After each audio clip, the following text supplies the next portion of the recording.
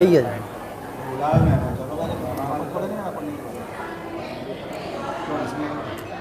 پر محمد والے محمد صلوات محمد والے محمد بسم اللہ الرحمن الرحیم اللہم قل ولیک الحجت ابن الحسن صلواتک علیہ وعلی آبائہ فی ہذہ الساعۃ وفی کل ساعۃ ولیاً وحافظاً وقائداً وناصرا ودلیلا وعینا حتی تسکنہ ارضک طوعا وتمتعہ فیہا طویلا اللہم صلی علی محمد وآل محمد بسم اللہ الرحمن الرحیم عزیز و احمد معصوم پر درود پڑھو علی و فاطمہ مغموم پر درود پڑھو حسن حسین سے مظلوم پر درود پڑھو تمام ائمہ مرحوم پر درود پڑھو محب و چارد معصوم پر درود پڑھو اللہم صلی علی محمد وآل محمد درود پڑھنے سے چہرے پہ نور کا حضور درود پڑھنے سے سب دل کی ہو سیاہی دور درود پڑھنے سے ہر ایک قلب ہو پر نور درود پڑھنے سے ملتی ہے باغ خلد میں حور محب و چارد معصوم پر درود پڑھو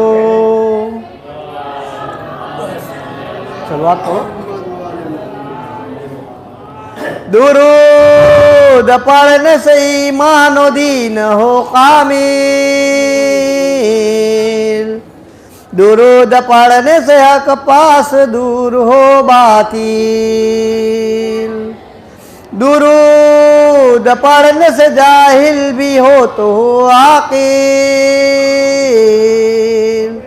درود پڑھنے سے اسلام ہوتا ہے حاصل محب و چارد معصوم پر درود پڑھو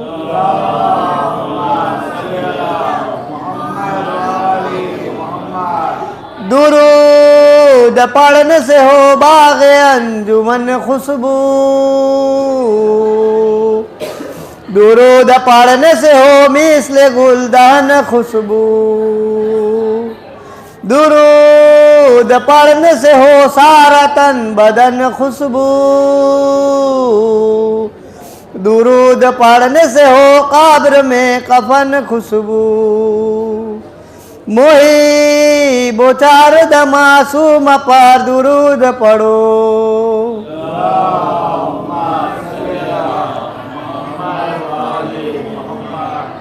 یہ وہ درود ہے روح الامی جسے لایا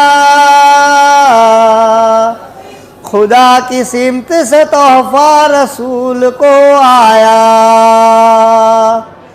اسی درود نے نعرے سکر کو بجھوایا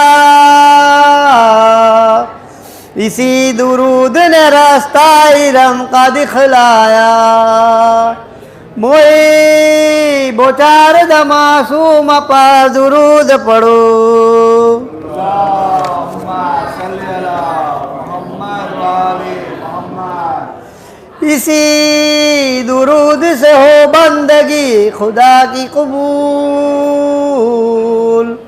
اسی درود سے ہوتے ہیں خوش جناب رسول اسی درود سے ہوتے ہیں ناجیوں میں شمول،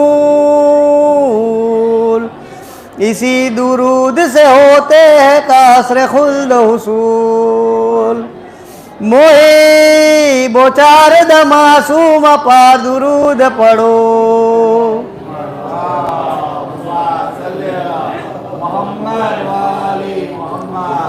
درود پڑھنے سے ہر ایک کام ہوتا ہے،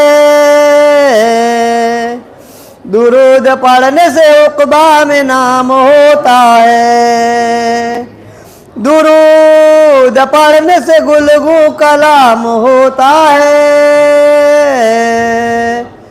درود پڑھنے سے خوشبو مسام ہوتا ہے، موہی بوچار د معصوم پر درود پڑھو،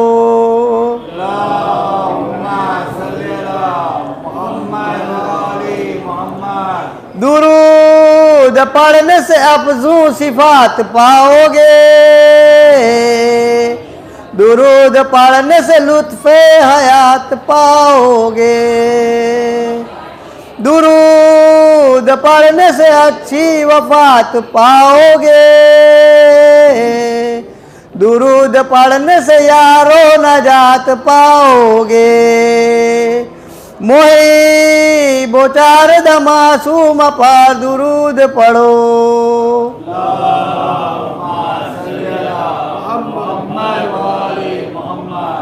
یہی درود ہے مومن کا موصف ایمان،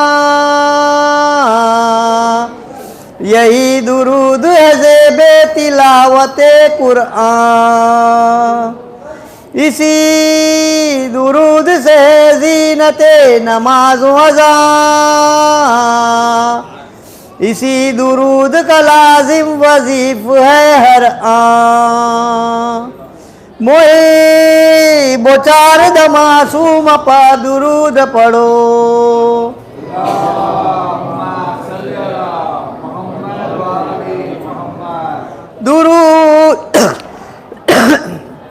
درود پڑھ کے پکارا قلم دم ارقام، امین روک لو اب تو سنے زباں کی لگام، رسول فاطمہ زہرا ہے اور بارہ امام، یہی بزرگ ہے سب لائق درود و سلام، موہی بوچار د معصوم پر درود پڑھو،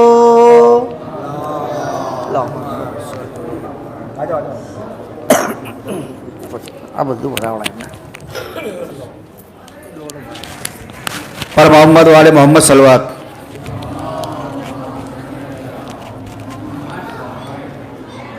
ઉપર બેસેલ દરેક બહેનોને નમ્ર વિનંતી છે ભાઈ, હાથ જોડીને ઉપર બેસેલ દરેક બહેનોને હાથ જોડીને વિનંતી કરીએ છીએ ભાઈ કે મહેરબાની કરીને ઉપર તમે અવાજ ના કરો, યા નીચે ડિસ્ટર્બ થાય છે, તમને ઉપર ખબર નથી પડતી પણ નીચે ડિસ્ટર્બ થાય છે, એટલે અમારા પર મહેરબાની કરો। પર મોહમ્મદ વાલે મોહમ્મદ સલવાત।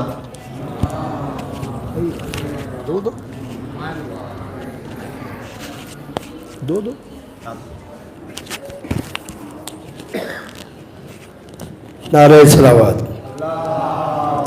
सल्ली अला मोहम्मद वाले मोहम्मद।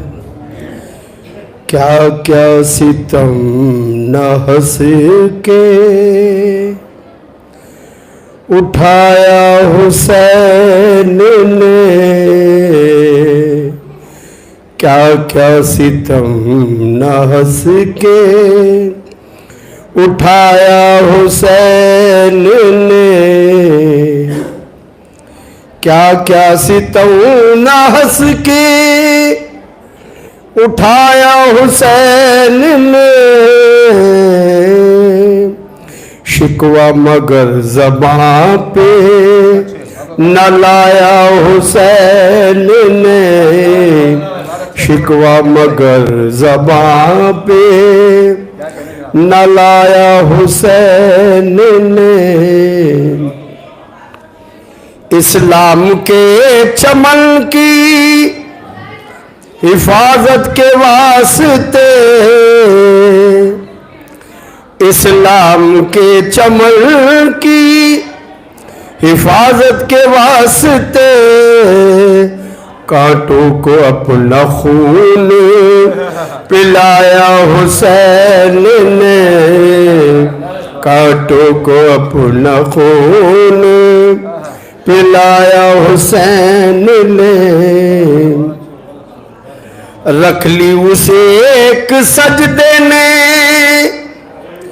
سجدوں کی آبرو،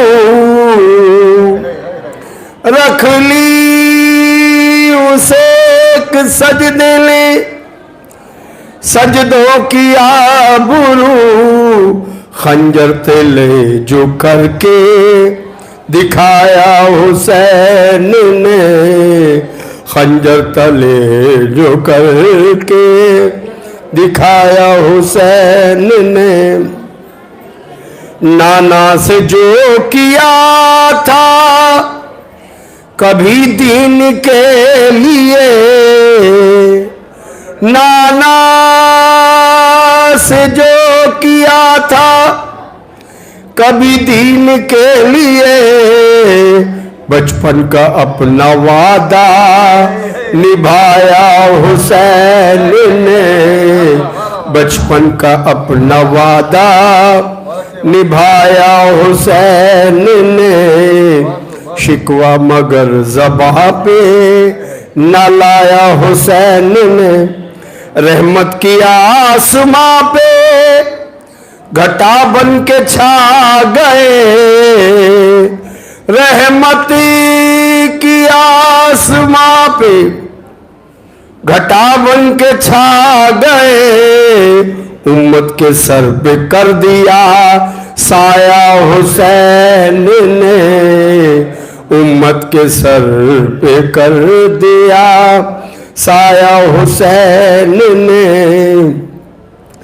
احسان مند کیوں نہ ہو یہ امت رسول، احسان مند کیوں نہ ہو امت رسول، اسلام مٹ رہا تھا بچایا حسین نے، اسلام مٹ رہا تھا بچایا حسین نے، شکوہ مگر زباں پہ نہ لایا حسین نے، اے سرزمین کرب و بلا خود پہ ناز کر، اے سر زمین کرب و بلا خود پہ ناز کر، دلہن کی طرح تجھ کو سجایا حسین نے، دلہن کی طرح تجھ کو، اے سرزمین کرب و بلا خود پہ ناز کر، دلہن کی طرح تجھ کو سجایا حسین نے، حق کے لیے چڑھا دیا نیزے کی نوک پر، حق کے لیے چڑھا دیا نیزے کی نوک پر، مگر باطل کے آگے سر نہ جھکایا حسین نے، باطل کے آگے سر نہ جھکایا حسین نے، رکھا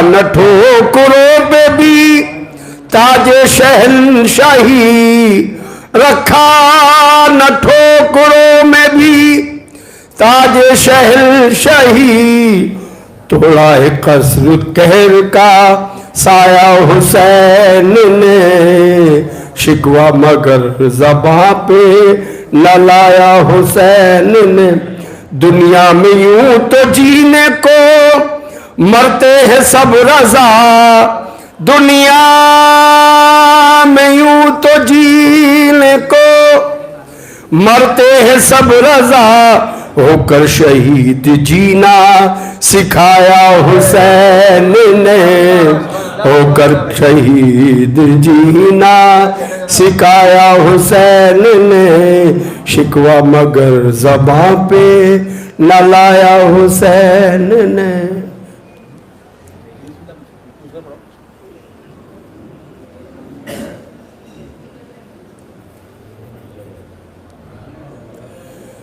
پر محمد والے محمد صلوات.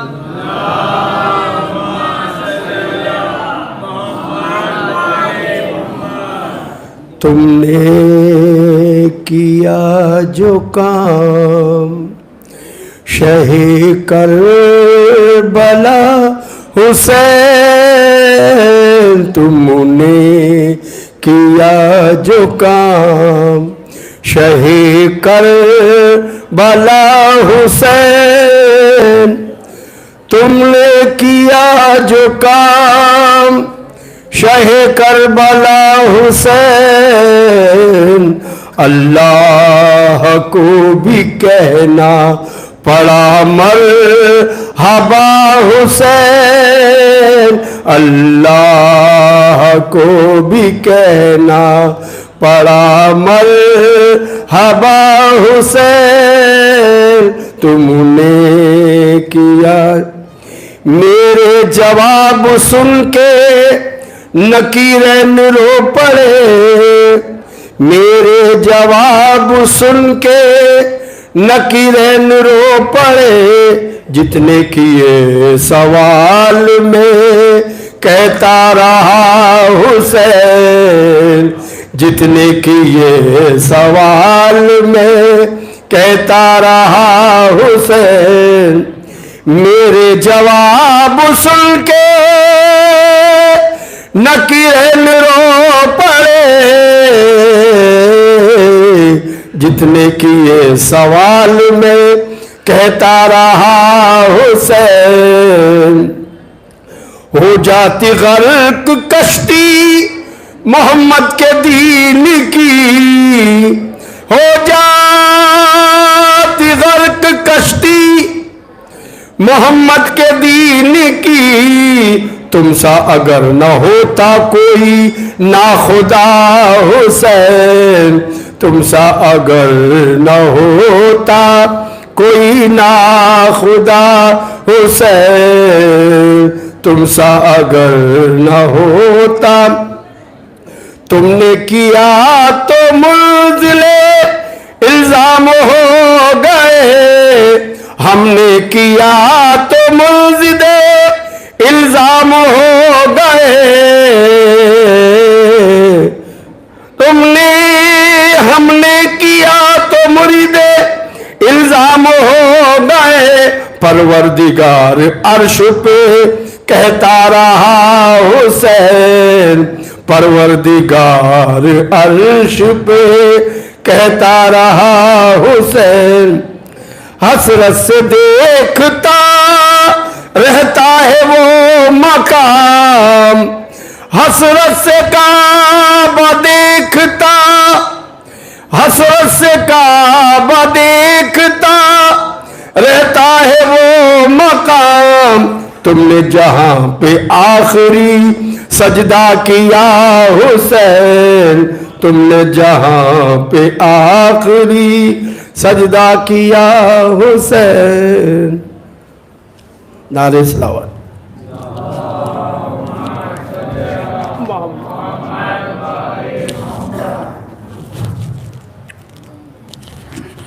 پر محمد والے محمد صلوات.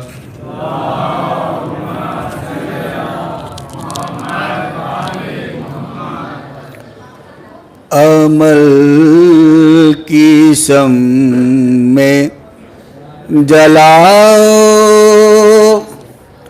اگر حسینی ہو،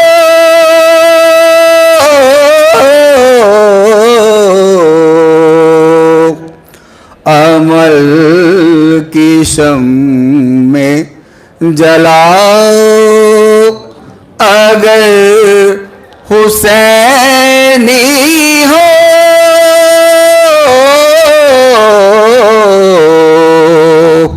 فروع دین بچاؤ اگر حسینی ہو،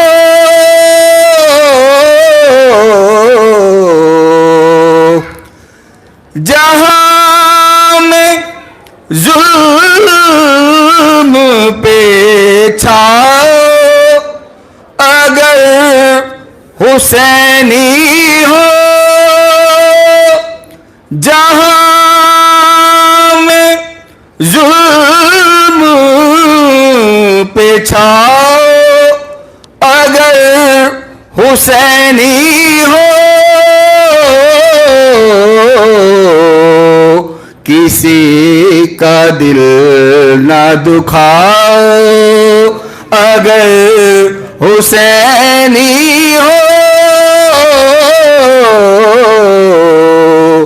کسی کا دل نہ دکھاؤ۔ پر محمد والے محمد صلوات۔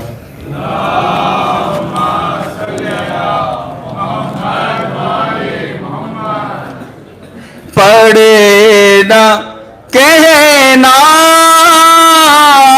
سے مشرقین والے ہیں، پڑے نہ کہنا سے مشرقین والے ہیں، زمانہ خود ہی کہے یہ حسین والے ہیں،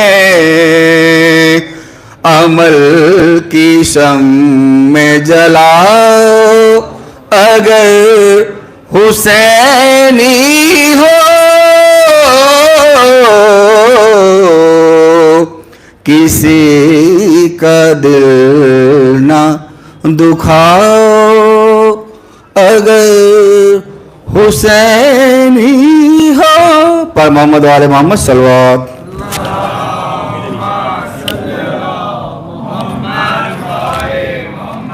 یہ آن لائن والا تو لے لے بھائی گڈو، آن لائن والے یہ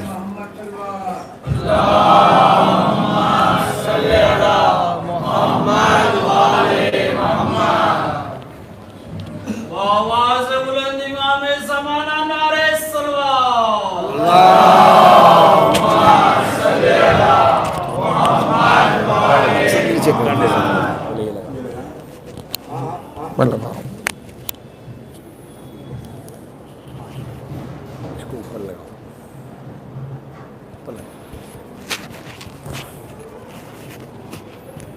اس کو تھوڑا ادھر کر دیں، تھوڑا ادھر تھوڑا پیچھے کر دیں، اور تھوڑا پیچھے،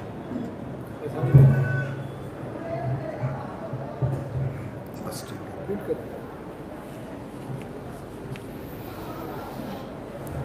فاتحہ۔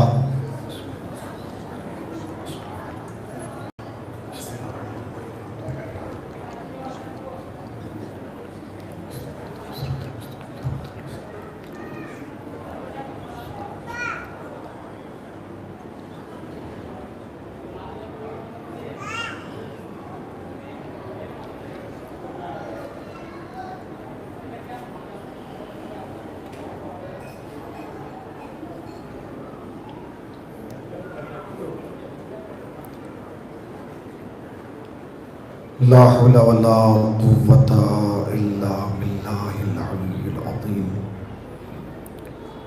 أعوذ بالله من الشيطان اللعين الرجيم، بسم الله الرحمن الرحيم۔ الحمد لله الذي ذكره للشرف الذاكرين وشكره فوز للشاكرين وطاعته نجاة للمطيعين۔ الصلاة والسلام على رسول الثقلين محبوب رب المشرقين ورب المغربين ولی الدارین امام القبلتين جد الحسن والحسین ابی القاسم محمد۔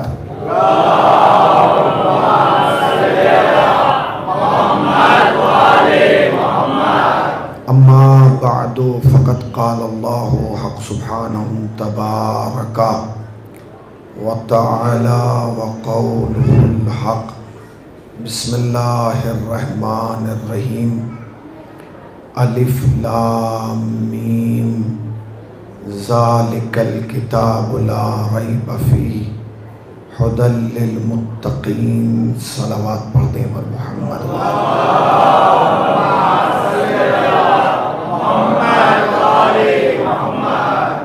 انتہائی واجب الاحترام قبلہ و کعبہ اور حاضرین فرش عزا، یہ آپ کا مرکزی اور قدیمی عشرہ مجالس ہے جس سے خطاب کا شرف اور سعادت حاصل کر رہا ہوں. یہ اس سلسلے کی چوتھی گفتگو ہے جو آپ حضرات بصدقہ 14 معصومین اور بکرم حضرت فاطمہ الزہرا سلام اللہ علیہا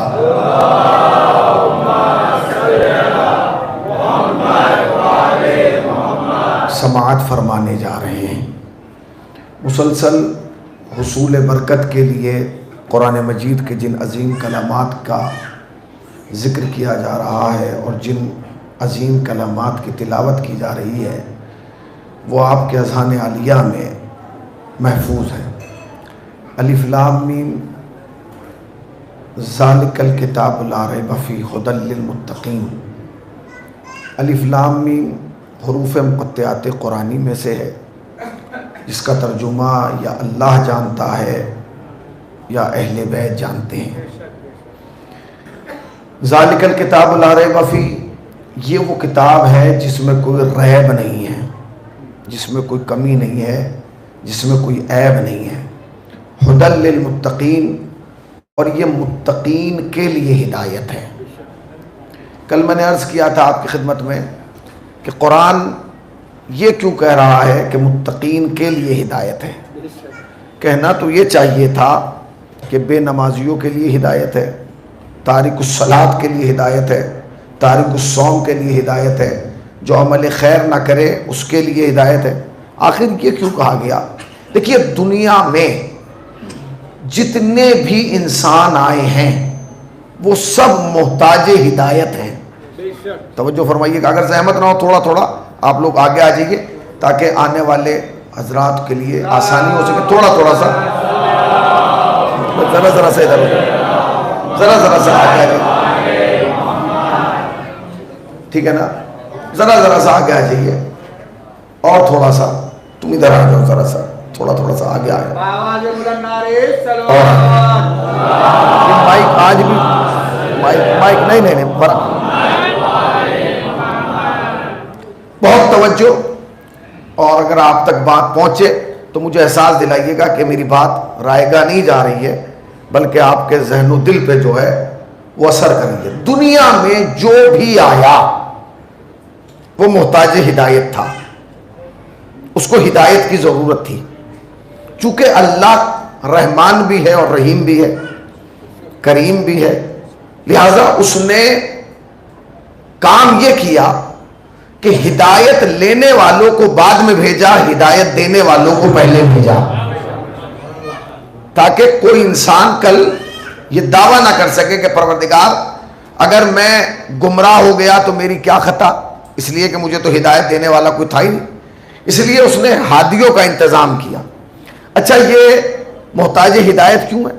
محتاج ہدایت اس لیے ہے کیونکہ اللہ نے جب انسان کو بھیجا تو اسے جاہل بھیجا، وہ عالم نہیں آیا. قرآن نے کیا کہا؟ بسم اللہ الرحمن الرحیم واللہ اخرجکم من بطون امہاتکم لا تعلمون شیئا. اللہ وہی تو ہے کہ جس نے تمہیں شکم مادر سے اس کیفیت میں باہر کیا کہ لا تعلمون شیئا، تم کچھ نہیں جانتے تھے. وجعل لکم السماع، پھر اس نے تمہیں کان دیے تاکہ سن کے علم حاصل کرو، والابصار، آنکھیں دی تاکہ دیکھ کے علم حاصل کرو. پوری توجہ. اللہ نے جب تمہیں اس دنیا میں بھیجا، تم نے اس کائنات کے آنگن میں قدم رکھا تو تم جاہل تھے. تم سے مراد تم نہیں، ہم نہیں، کائنات میں جو بھی آیا وہ جاہل تھا.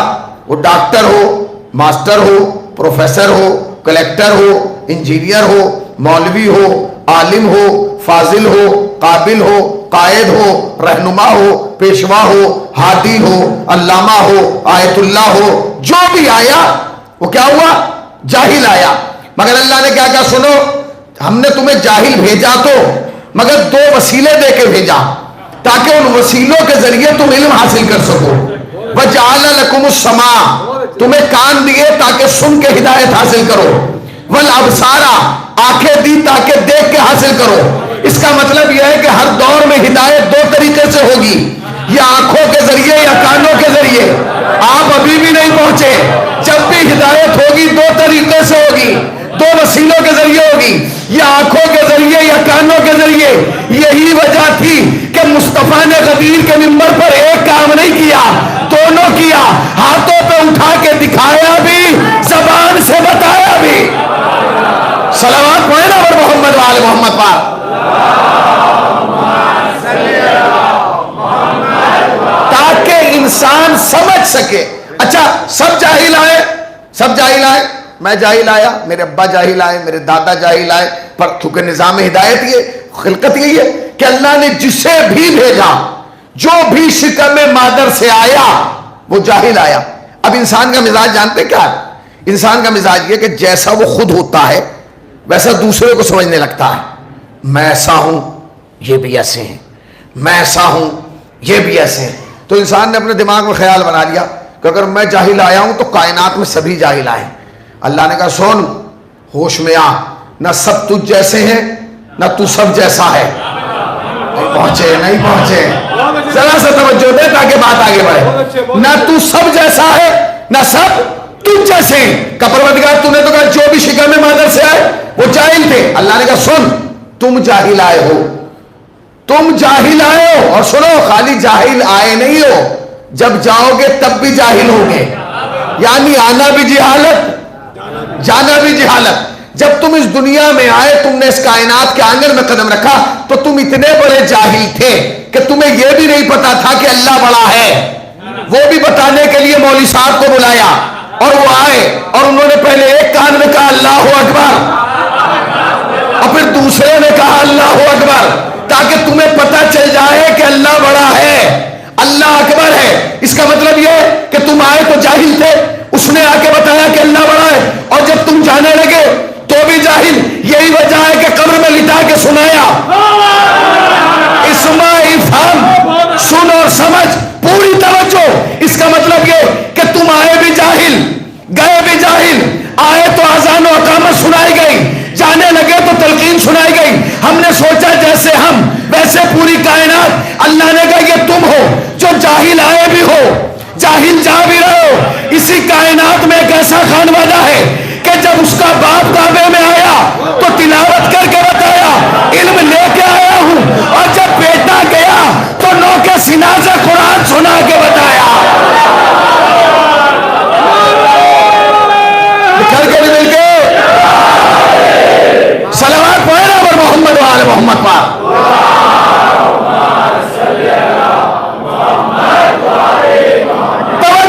کل کی میری جہاں تک میں نے چھوڑی تھی میں اسی سے مربوط کرنے جا رہا ہوں.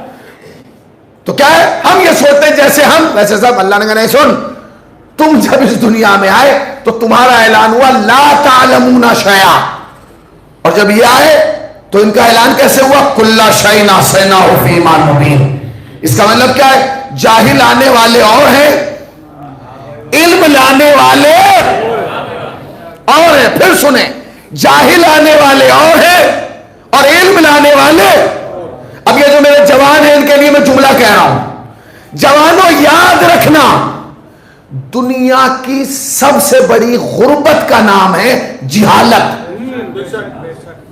اب اگر آپ اس سے ایگری نہیں ہیں تو چپ ہو جائیے. پھر سنیے, دنیا کی سب سے بڑی غربت کا نام ہے جہالت, اور دنیا کی سب سے بڑی دولت کا نام ہے علم. علم سے بڑی کوئی دولت نہیں, جہالت سے بڑی کوئی غربت نہیں. یہی وجہ ہے کہ عالم کبھی غریب نہیں ہو سکتا اور جاہل کبھی امیر نہیں ہو سکتا. صلوات پڑھیں نا محمد وآل محمد پاک. یہی وجہ ہے, یہی وجہ ہے. عالم کبھی غریب نہیں ہو سکتا, جاہل آپ کہیں گے مولانا میں آپ کو دلیل دے رہا ہوں. آپ جاہل کو عالم کی جگہ بٹھا تو سکتے ہیں مگر اس سے جہالت مٹا نہیں سکتے. جب تک وہ چپ رہے گا سب سمجھیں گے عالم ہے. جیسے ہی بولے گا ایک لمحے میں راز کھل جائے گا کہ اصلی بول رہا ہے یا نقلی بول رہا ہے. عالم بول رہا ہے. اچھا یہ جملہ میں نے اپنی جیب سے تھوڑی کہہ دیا کہ میں نے کہہ دیا کہ دنیا کی سب سے بڑی دولت کا نام ہے علم. نہ اگر میں ایسا اپنی طرف سے کہوں آپ کا مجرم ہوں کہ میں اپنی جیب سے بات کہہ رہا ہوں یا اپنی طرف سے بات کہہ رہا ہوں کہ دنیا کی سب سے بڑی دولت کا نام ہے علم. نہیں, جناب امیر منبر پہ موجود ہیں, سامنے بھرا ہوا مجمع ہے صاحب کا. علی منبر پہ بیٹھے ہیں. علی نے دعویٰ کیا سلونی, جو کچھ پوچھنا ہے پوچھ لو. ایک صاحب نے ہاتھ اٹھایا, یا علی اجازت ہے میں معلوم کروں. مسکرا کے کہنے لگے ہم تو بیٹھے اس لیے کہ تم معلوم کرو. کھڑا ہوا کہنے لگا یا علی میرا سوال ہے. کہ سوال کیا؟ کہ میرا سوال یہ کہ یہ بتائیے علم افضل ہے یا مال؟ علم افضل ہے یا, ذرا مل کے بولیں, مال. جناب امیر مسکرا کہنے لگے علم. اس نے چاروں طرف دیکھا, کہنے لگا ذرا دلیل دیجئے, دلیل دیجئے. خدا کی قسم جو دلیل علی نے دی ہے نہ علی سے پہلے والے دے پائے نہ علی کے بعد دے پائے. مسکرا کے کہنے لگے علم افضل ہے, علم مال سے علم افضل ہے. اور دلیل یہ ہے کہ مال خرچ کرنے سے کم ہوتا چلا جاتا ہے, علم خرچ کرنے سے بڑھتا چلا جاتا ہے. مال خرچ کرنے سے کم ہوتا ہے اور علم خرچ کرنے سے بڑھتا ہے. سچ بتائیے حقیقت ہے کہ نہیں؟ بولیے, آپ اپنا مال خرچ کرنا شروع کیجئے یا اپنا علم خرچ کرنا شروع کریں گے, ختم کیا ہوگا؟ گاڑی لیجئے مال خرچ ہوگا, فلیٹ لیجئے مال خرچ ہوگا, امریکہ کے ٹور پہ جائیں تو مال خرچ ہوگا. بس ایک ہی جگہ ہے کہ جہاں مال خرچ کرنے سے کم نہیں ہوتا, اضافہ ہوتا ہے, اور وہ ہے عزاداری سید الشہداء. کسی نے کہا تھا نا طریقہ یہ بھی ہے جلدی امیر ہونے کا, غم حسین میں سب کچھ لٹا دیا جائے. صلوات پڑھنا پر محمد وآل محمد بار.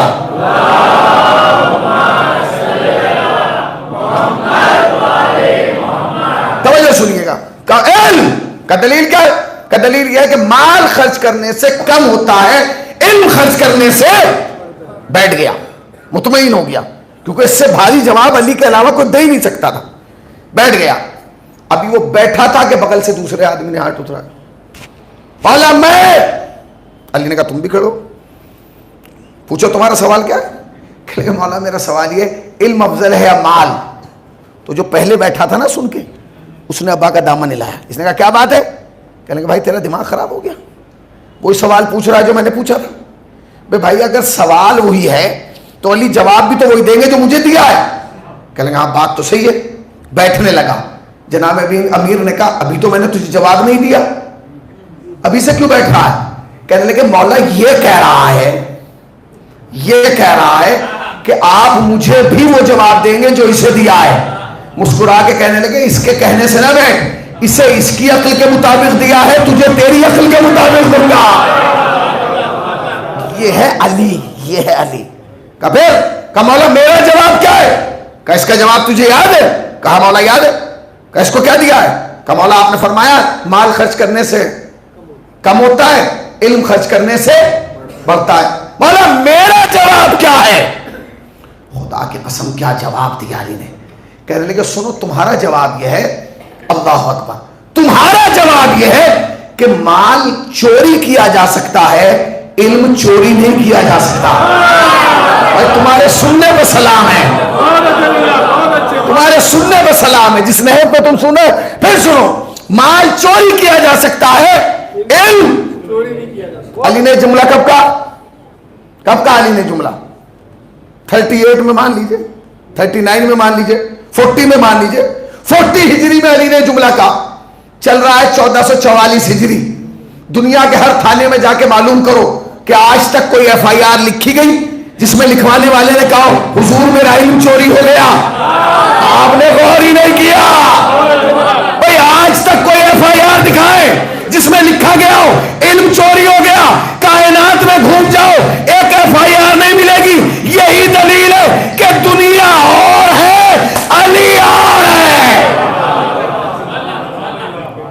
جب بولتا ہے تو زمانوں کو دیکھ کر بولتا ہے. چوری کر پایا کوئی؟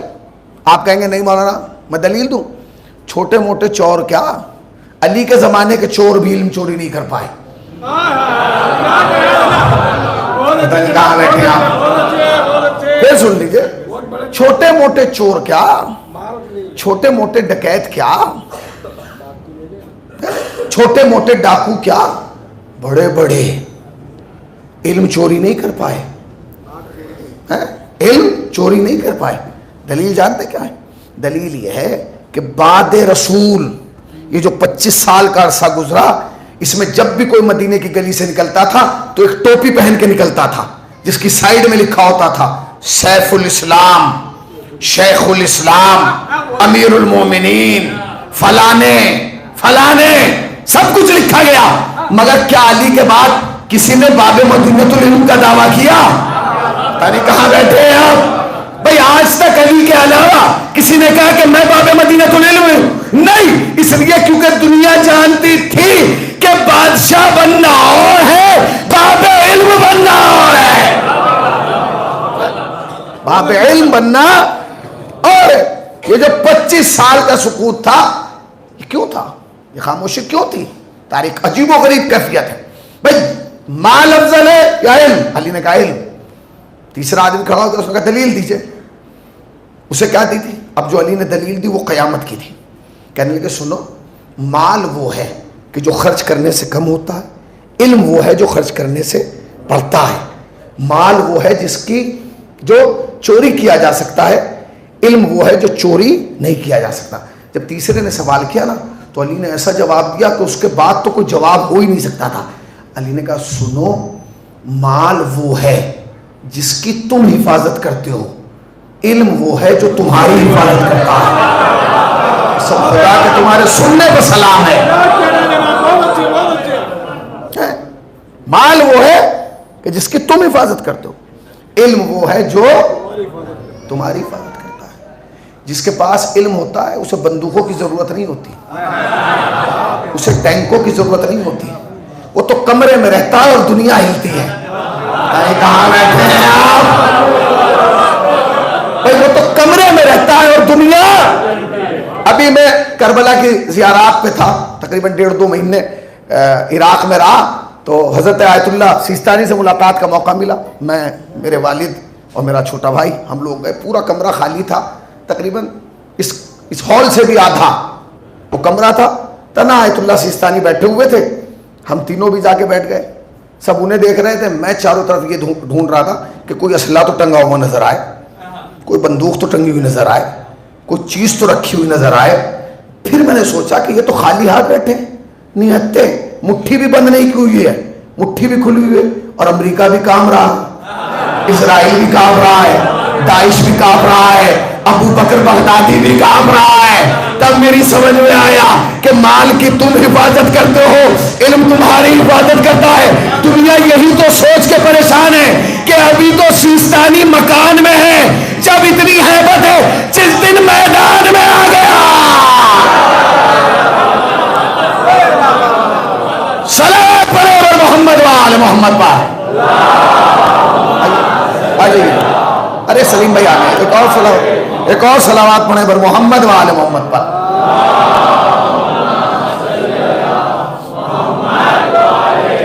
ادھر آئیے.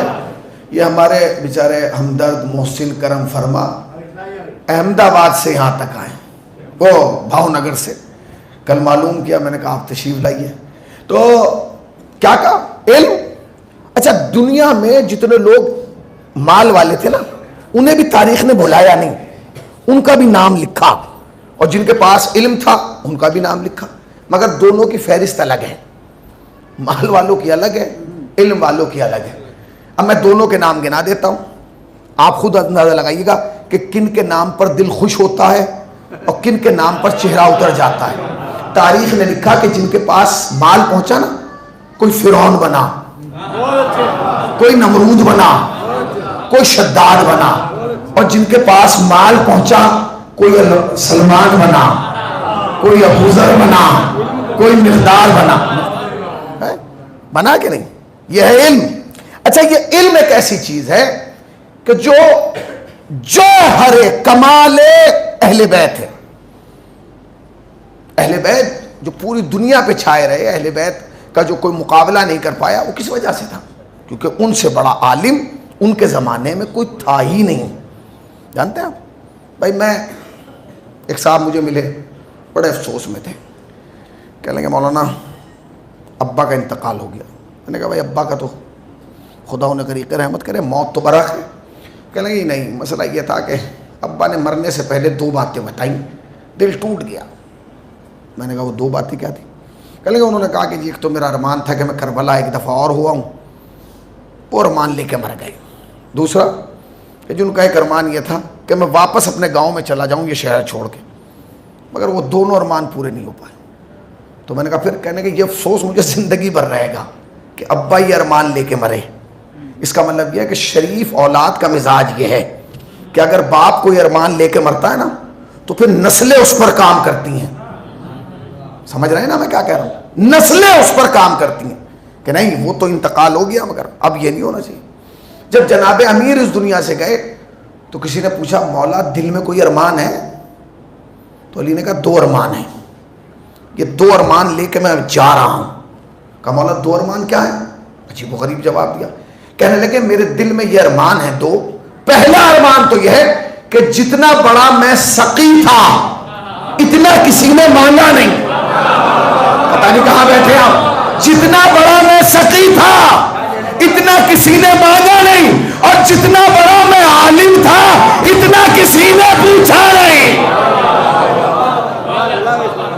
اس کا مطلب کیا ہے؟ اس کا مطلب یہ ہے کہ علی کی سخاوت کے برابر دنیا میں کچھ مانگنے والا نہیں تھا, اور علی کے علم کے برابر کوئی سوال پوچھنے والا نہیں تھا. اب جناب امیر, ایک فضیلت سرکار امیر المومنین کے دامن میں ایسی ہے جو حضرت آدم سے لے کر پیغمبر اسلام تک اور پیغمبر اسلام کے بعد امام حسن سے لے کے امام حسن عسکری تک کسی کے پاس یہ فضیلت نہیں. اکلوتے یکتا تنہا ہے جناب امیر جن کے دامن میں فضیلت ہے. وہ فضیلت جانتے کیا؟ اللہ اکبر. پھر سن لیجیے, جناب امیر کے پاس ہے, نہ حضرت آدم کے پاس ہے, نہ نوح, نہ ابراہیم, نہ اسماعیل, نہ یحییٰ, نہ زکریا, نہ شیش, نہ نوش, نہ محلائل, نہ قینان, نہ عدنان, کسی, حتیٰ کہ ہمارے مرسل اعظم کے پاس یہ فضیلت نہیں. برادران اہل سنت سن رہے ہیں, میں پھر ڈنکے کی چوٹ پہ کہہ رہا ہوں, یہ فضیلت تنہا مرتضیٰ کے پاس ہے, مصطفیٰ کے پاس بھی نہیں. وہ جانتے ہیں فضیلت کیا ہے؟ وہ فضیلت یہ ہے کہ اس پوری کائنات میں اکیلے علی ہیں جنہوں نے دعوی سلونی کیا ہے. اکیلے علی. علی سے پہلے کوئی دکھائے؟ آدم نے کیا, نوح نے کیا, ابراہیم نے کیا, خود مصطفیٰ نے کیا, دعویٰ کیا, علی نے کیا, مصطفیٰ نے بھی دعویٰ نہیں کیا. اب کوئی باہر والا یہ نہ کہہ دے کہ جی میں مجلس سننے گیا تھا, شیعہ جو ہیں وہ علی کو نبی سے بڑھا رہے تھے. غلط. ہمارا عقیدہ ہے, اور وہ عقیدہ یہ کہ جو بھی نبی سے کسی کو بڑھائے وہ لعنتی تھا, لعنتی ہے, اور لعنتی رہے گا. یہ ہمارا پہلا عقیدہ ہے, بنیادی عقیدہ ہے کہ جو بھی مصطفیٰ سے کسی کو بڑھائے وہ لعنتی تھا, لعنتی ہے, اور لعنتی رہے گا. مگر اگر کوئی مصطفیٰ کے بعد علی سے کسی کو بڑھائے وہ بھی لعنتی تھا, لعنتی ہے, اور لعنتی رہے گا. اس لیے کہ بنیاد دین ہے, اساسہ دین ہے, حقیقت دین ہے. اب آپ کہہ رہے ہیں کہ جی مصطفیٰ نے دعویٰ نہیں کیا, مرتضیٰ نے کیسے کر دیا؟ جب نبی نے دعویٰ نہیں کیا تو علی نے کیسے کر دیا؟ جب رسول نے دعویٰ نہیں کیا تو خلیفہ نے کیسے دعویٰ کر دیا؟ آپ تو یہ سن کے پریشان ہیں. ایک سوال لے کے میں 14 برس سے اپنی جیب میں گھوم رہا ہوں, مجھے آج تک اس کا جواب نہیں ملا. وہ سوال یہ ہے کہ قرآن علی نے کیوں سنایا؟ کہاں بیٹھے آپ؟ قرآن علی نے کیوں سنایا؟ نبی نے کیوں نہیں سنایا؟ سنا سکتے تھے نبی. کیا نبی کو قرآن آتا نہیں تھا؟ کیا نبی قرآن جانتے نہیں تھے؟ کیا قرآن نبی پڑھنا لکھنا نہیں جانتے تھے؟ جانتے تھے مگر نہیں سنایا. کیوں نہیں سنایا؟ وجہ کیا تھی؟ وجہ یہ تھی کہ اگر نبی سناتے تو تصدیق کون کرتا؟ بھئی اگر نبی قرآن کسی کو سناتے تو تصدیق کون کرتا؟ میں یہاں بیٹھا ہوں منبر پہ میں حدیث پڑھ رہا ہوں اردو میں، آپ سن رہے ہیں، میں یہاں سے جو ہے وہ ماضی کی گردان سنانے لگوں، آپ کے سمجھ میں کچھ آئے گا؟ فقط مولوی صاحب سمجھیں گے، اور اگر یہ بھی نہ ہو تو پھر کوئی سمجھے گا ہی نہیں بھئی یہ کیا سنا رہا ہے۔ اس کا مطلب یہ ہے کہ سنانے کا مزہ جب ہے جب سامنے سمجھنے والا ہو۔ اب جب مرتضیٰ نے سنایا تو مصطفیٰ سمجھ رہے تھے اور کہا مسکرا کے، یا علی تو نے توریت واری سے توریت سے اچھی پڑھی، زبور واری سے زبور سے اچھی پڑھی، انجیل واری سے انجیل سے اچھی پڑھی، اور قرآن ایسے پڑھا جیسے میں پڑھتا ہوں۔ بھائی میں پڑھتا ہوں، پوری کائنات میں اکلوتے یکتا تنہا ہے علی جنہوں نے دعویٰ سلونی کی۔ مگر احتیاط جانتے ہیں کیا؟ احتیاط کیا کی جناب امیر نے؟ احتیاط یہ کی کہ جب تک نبی زندہ رہے تب تک مصطفیٰ کے وسیع نے کوئی دعویٰ نہیں کیا، علی خاموش رہے، چپ، ساکت، خاموش، سائلنٹ، کوئی سوال نہیں۔ جیسے ہی نبی گئے علی نے دعویٰ کرنا شروع کر دیا۔ یا علی یہ دعویٰ کرنا تھا تو نبی کے سامنے کرنا تھا، نبی خوش ہو جاتے۔ نبی کیوں خوش ہوتے؟ نبی یہ خوش ہوتے کہ بھائی میرا وسیع اس لائق ہو گیا، میرا جانشین اس لائق ہو گیا، میرا داماد اس لائق ہو گیا، میرا چھوٹا بھائی اس لائق ہو گیا۔ علی نے مسکرا کے جواب دیا، مجھے نبی کو تھوڑی بتانا تھا کہ میں کس لائق ہو گیا، نبی تو کعبے سے جانتے تھے کہ میں کس لائق ہو گیا۔ صلوات پڑھے نا محمد والے محمد با۔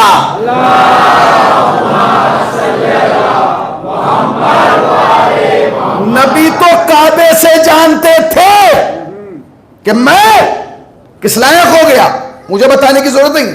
تو میں نے کہا پھر کم سے کم یہ امت سمجھ جاتی کہ آپ کس لائق ہیں۔ تو کہنے لگے امت نے تو مصطفیٰ کو عالم نہیں مانا، مجھے کیا کری؟ تو میں نے کہا بھیا جب نہ مصطفیٰ کے لیے دعویٰ ہے نہ ان کے لیے، پھر کس کے لیے؟ تو کہنے لگے یہ دعویٰ ہے، یہ دعویٰ جو میں کر رہا ہوں وہ اس لیے کر رہا ہوں تاکہ آبرو رسالت محفوظ رہے، مصطفیٰ کی عزت محفوظ رہے۔ اچھا مصطفیٰ جا چکے ہیں، حکومت میں دوسرے آ چکے ہیں، اور علی دعویٰ کر رہے ہیں۔ بھیا یہ دعویٰ اس وقت فائدہ مند تھا جب مصطفیٰ موجود ہوتے، اب مصطفیٰ تو چلے گئے، اب آبرو سے کیا مطلب؟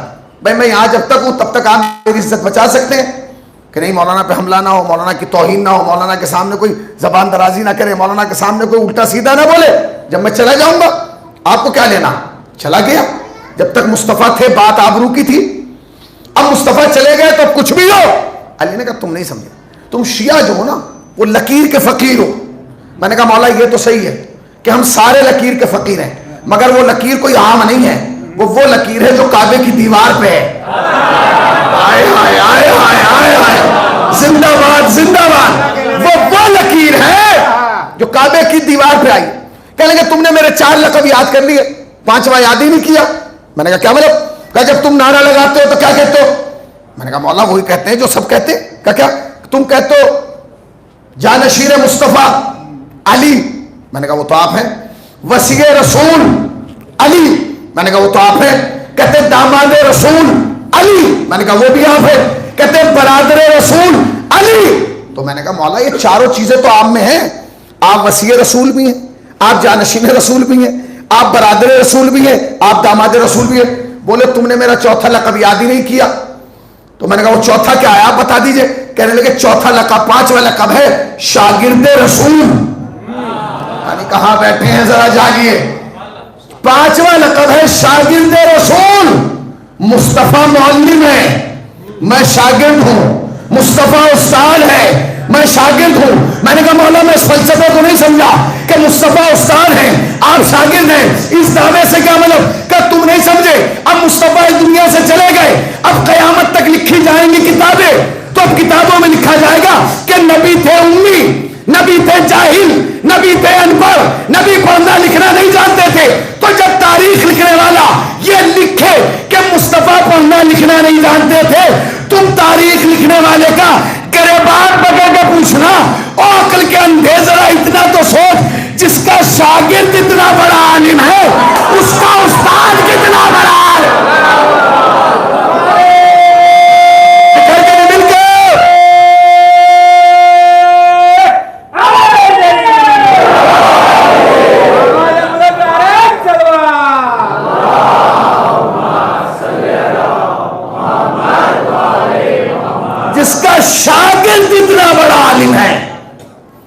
کا استاد علی کے علاوہ یہ دعویٰ کسی نے نہیں کیا.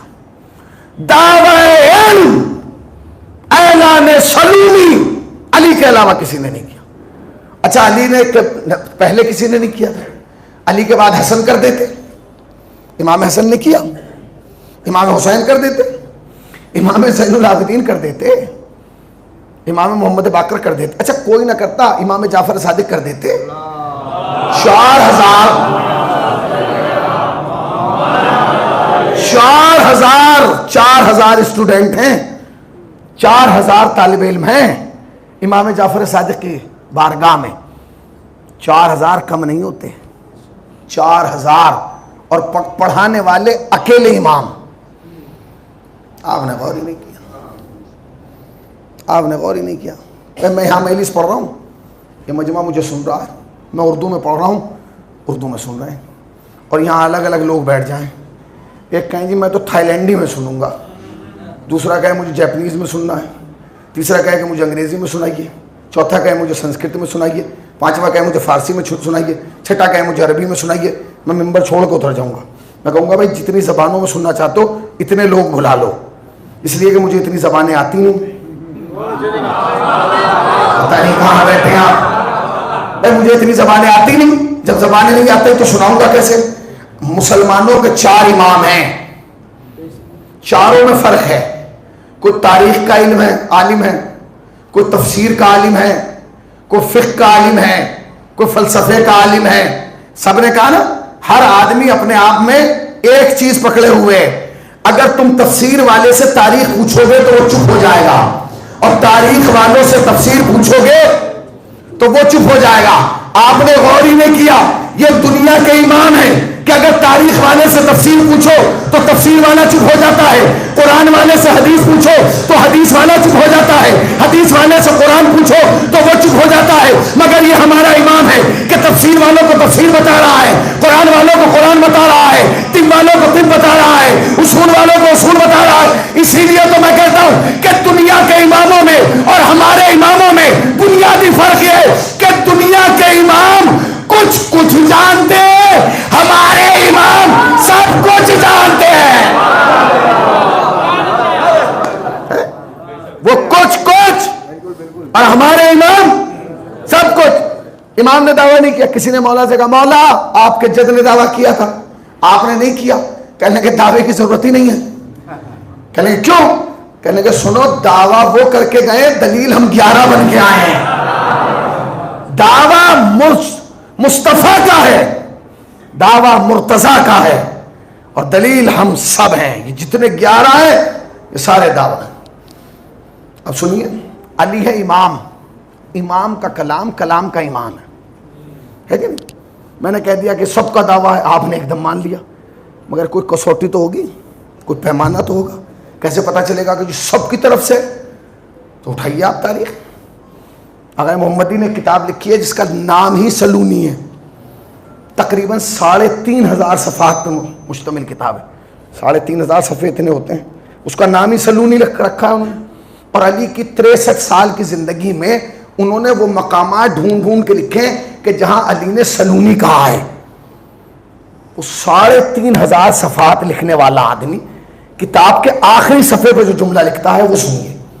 وہ کہتا ہے یہ 3,500 صفحات لکھنے کے لیے میں نے کئی ہزار صفحات کو پڑھا, تب جا کے یہ 3,000 لکھے.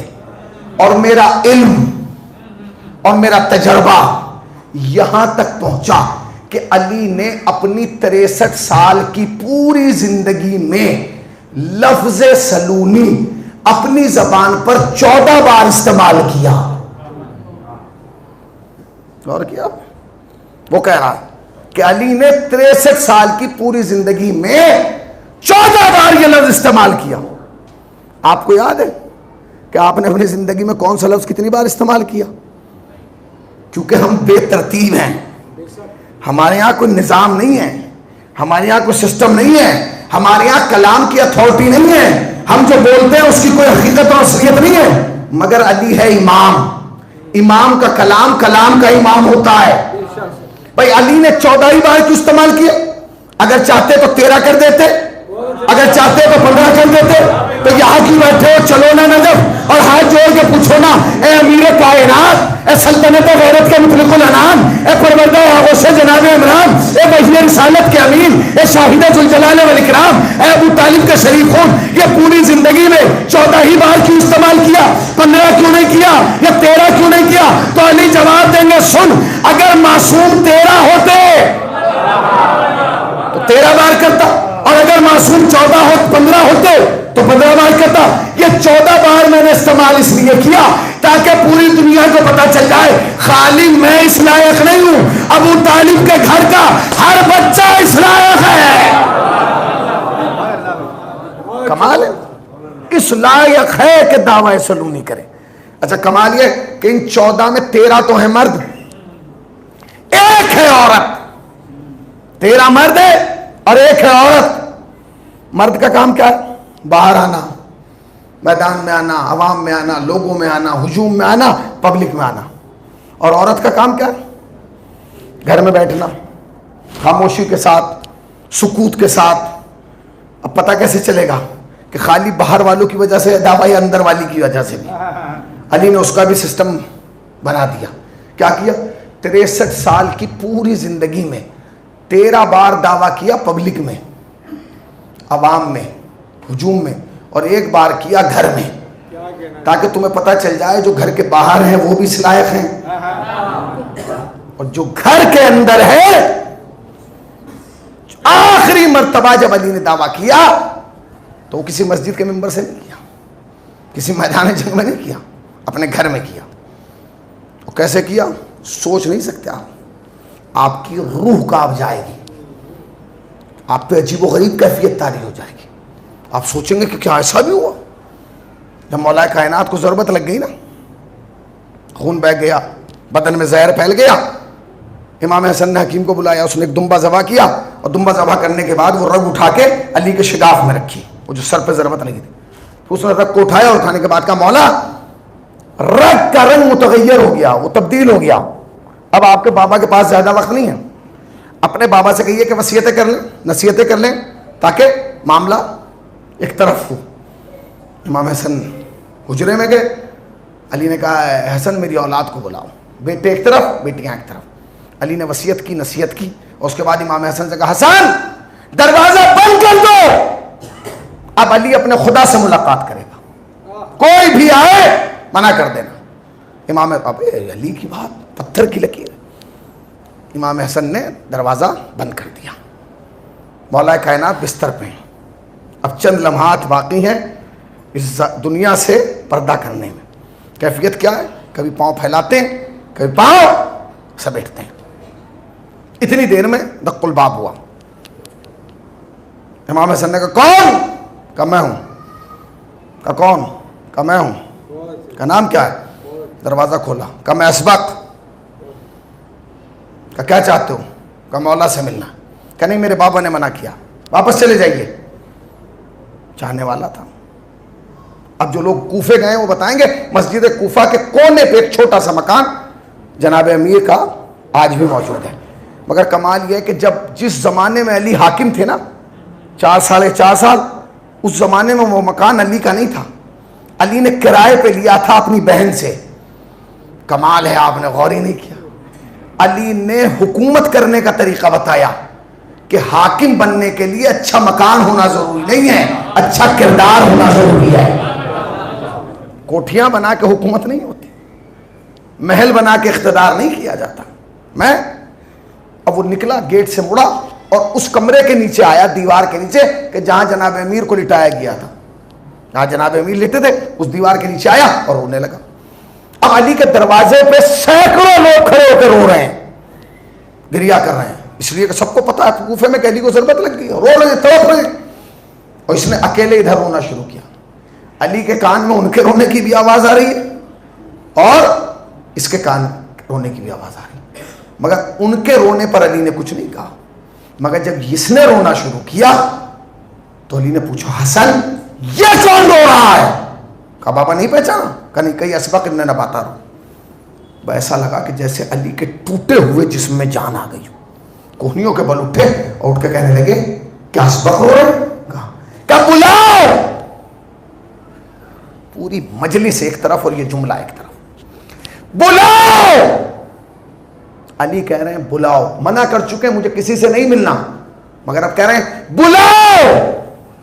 ہاتھ جوڑ کے کہہ رہا ہوں, غور سے سنیے گا. علی نے کیا کہا؟ بلاؤ. حسن جاؤ اسبق کو بلا کے لاؤ. جاؤ کہو کہ علی بلا رہے ہیں. جملہ کہوں, ہم بھی شیعہ ہیں, اسبق بھی شیعہ ہے. ہم بھی چاہنے والے ہیں, اسبق بھی چاہنے والا تھا. ہم بھی علی کو ماننے والے ہیں, اسبق بھی ماننے والا ہے. مگر فرق ایک ہے, بس فرق یہ ہے کہ ہم امام کو بلا رہے ہیں, اسبق کو امام نے بلایا ہے. امام کو بلانا اور ہے اور امام کسی کو بلائے, شرف کس میں ہے؟ امام بلا رہے ہیں. کون ہے ہم؟ اسبق بھی شیعہ تھا, ہم بھی شیعہ ہیں. ہم کون ہیں؟ زور سے بولیے. ارے بھائی زور سے بولیے, ہم کون ہیں؟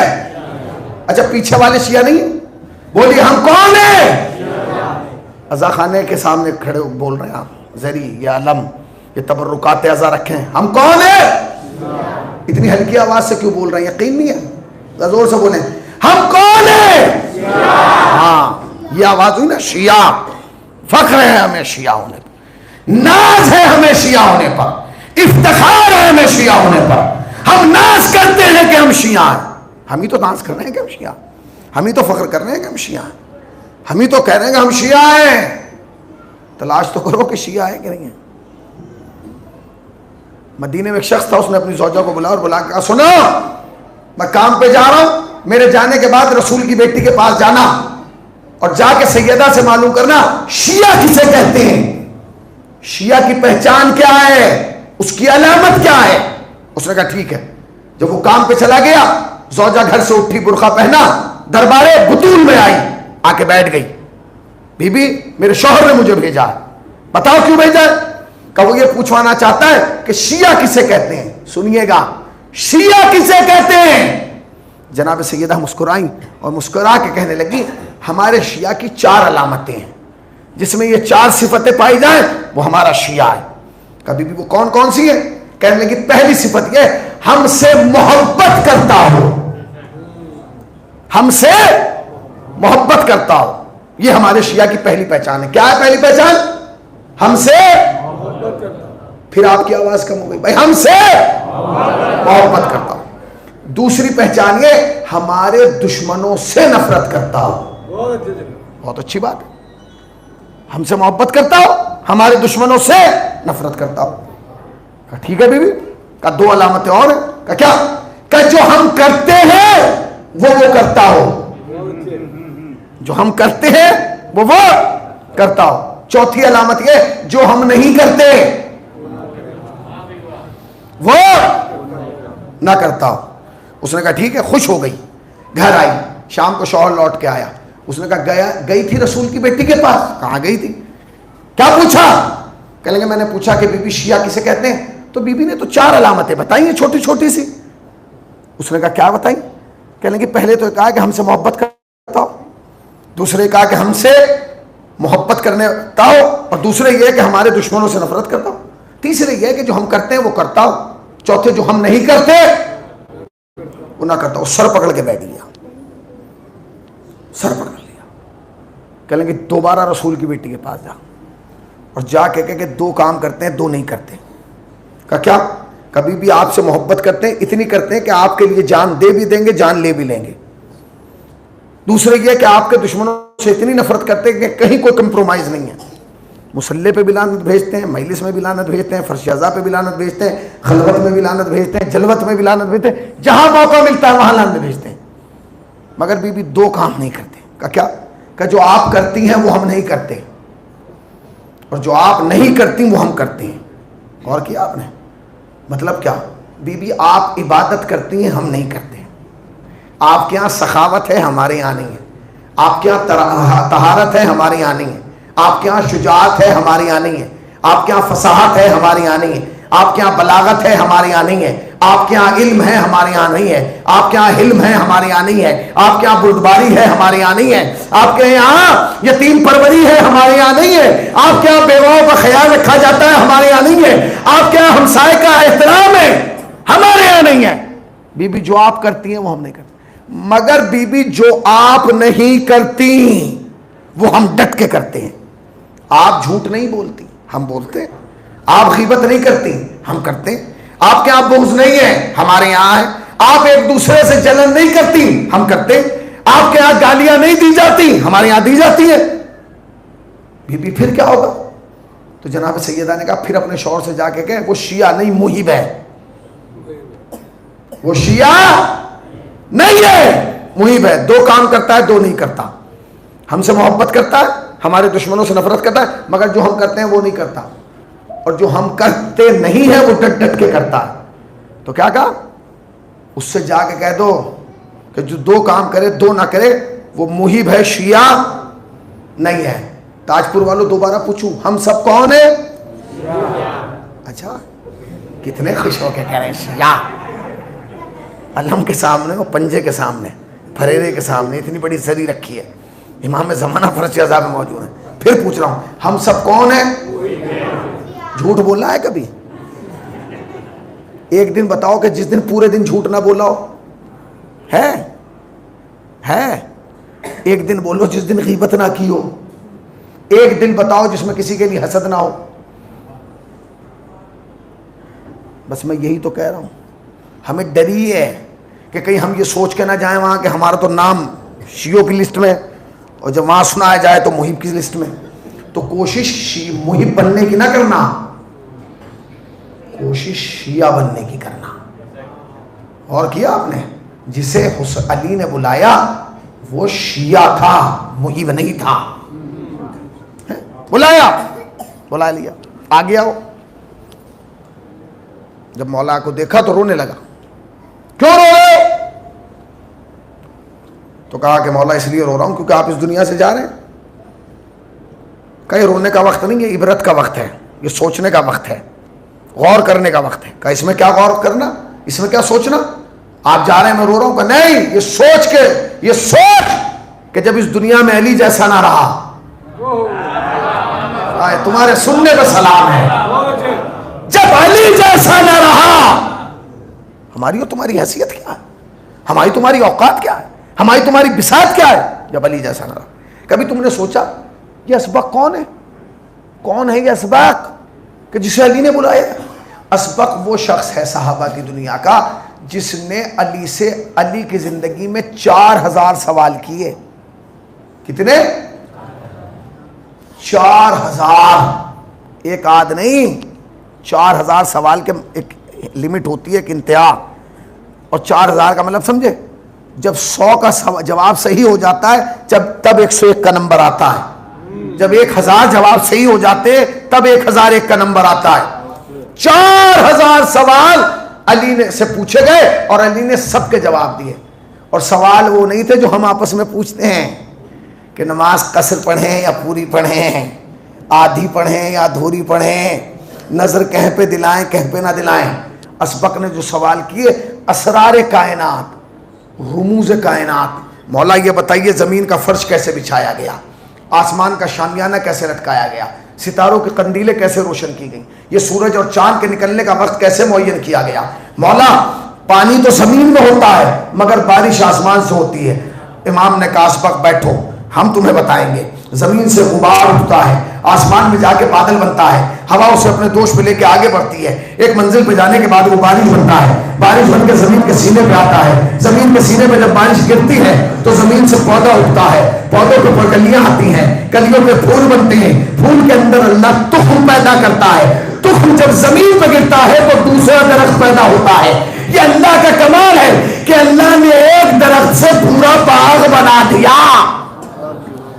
یہ علی بتا رہے ہیں, یہ علی بتا رہے ہیں اسبق کو. 4000 سوال. آپ کے سماج میں سب سے بڑی ڈگری ہے آئی ایس کی. آئی ایس سب سے بڑی ڈگری ہوتی, یا پی سی ایس یا ایم بی بی ایس. کتنے سوال کیے جاتے ہیں آئی ایس کے لیے؟ جسے ڈی ایم بنایا جاتا ہے کتنے سوال کیے جاتے ہیں؟ 1000. بولیے بولیے بھائی, کتنے سوال کیے جاتے ہیں اس سے؟ کتنے؟ 1000. 100 سوال.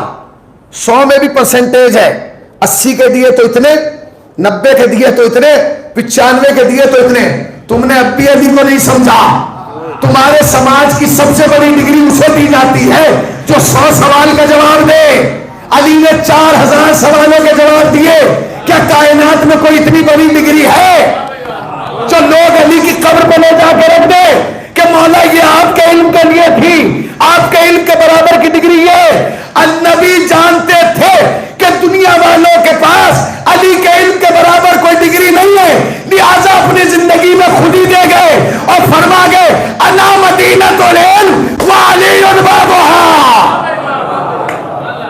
یہ وعلی بابها جو ہے وہ ڈگری ہے, یہ سند ہے مصطفیٰ کی طرف سے کہ علی سے بڑا عالم کوئی نہیں ہے.